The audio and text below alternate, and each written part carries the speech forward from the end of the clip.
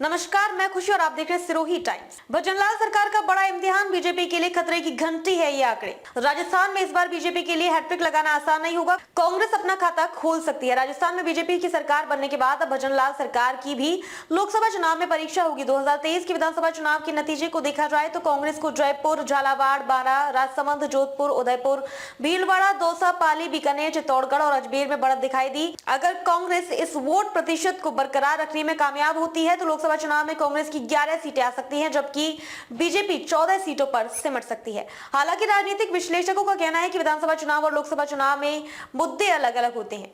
सियासी जानकारों का कहना है कि राजस्थान के मतदाता विधानसभा चुनाव और लोकसभा चुनाव में अलग अलग ट्रेंड के साथ मतदान करते हैं और यही ट्रेंड 2024 के लोकसभा चुनाव में भी देखने को मिल सकता है। बता दें कि विधानसभा चुनाव में भाजपा 200 में से 115 सीटें जीतने में कामयाब रही, तो वहीं कांग्रेस के हाथ सिर्फ 70 सीटें लग पाई, जबकि अन्य सीटें निर्दलीयों के खाते में गई।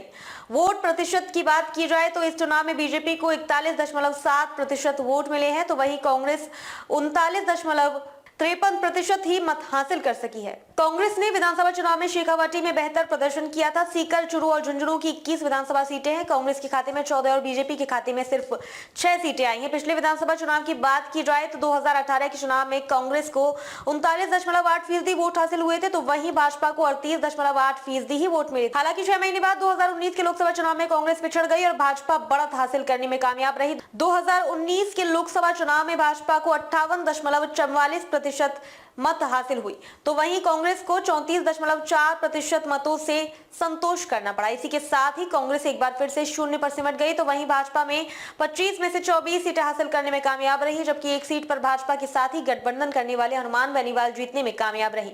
अब तक के लिए बस इतना ही। फिर होगी आपसे मुलाकात ऐसी एक और बड़ी खबर के साथ। तब तक के लिए नमस्कार और देखते रहिए सिरोही टाइम्स।